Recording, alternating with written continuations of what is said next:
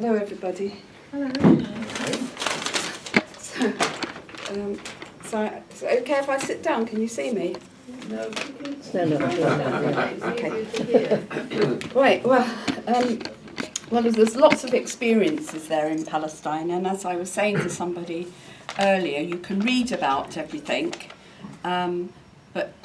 and understand it and feel it, but you don't really know what it's like there until you actually get there and it comes into your bones and your psyche.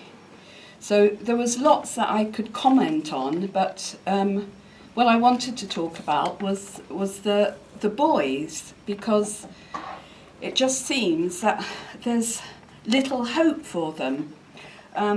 You can see little boys, sort of 3-4 years old, and they get little bits of plastic and they blow in them and wrap them up, then they drop them down and stamp on them. And it sounds like shotgun. So it just illustrates how all that violence and noise is around them, and they don't really know anything else. And they form most of the public space anyway, because they're boys. They're out in the street and they see everything. They see their bigger brothers maybe throwing stones. So there's all this tension and anger building up, but it doesn't have anywhere to go, well, apart from the stone throwing. So that's why I wanted to talk about the little boys. They're living all the time under, the watch of the Israeli army. So it's all completely really oppressive. So, and they, from the little tots, they're growing into teenagers. And, oh yes, this is one of the photos that I took, and it's a toy shop that's full of hand grenades and, rifles, machine guns. So it's all around them. So it seems, that there's little hope for them, and that's what really got me. They can't have ambition, and they can't really play like little lads should be able to play. So, and that fear that's there, and that need that they're grown up to be, they feel that they should be as boys to look after others. That's all feeding into their aggression or, their anger that they have, that they are helpless. So, but all the downside of that, I mean, there can't be more of a downside.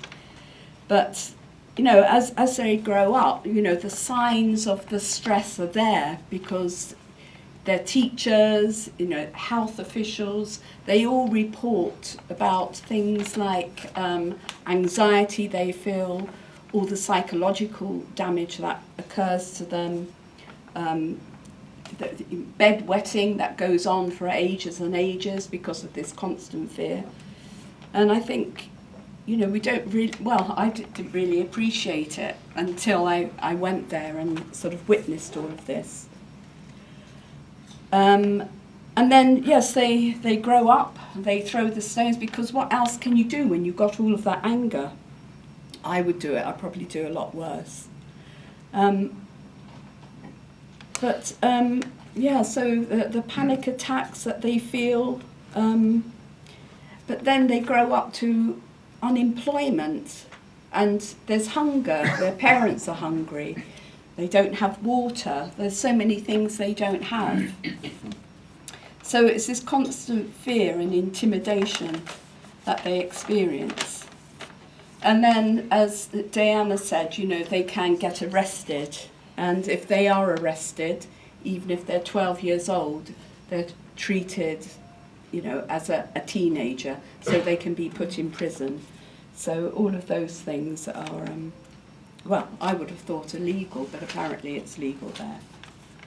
So that's why I chose to talk about the little boys and entitled it The Lost Boys, because I think their lives do get lost, definitely get mixed up. But there are organisations that help them. So in Hebron, there is an organisation called Youth Against Settlements, run by this really amazing man called Hesus, is that his name? Yeah. So it's like a big youth club, and he encourages the young men, because they grow up to be very beautiful young men, he encourages them to stand up to the occupying forces, but without being violent. You know, he teaches them how to handle themselves, but in a positive way.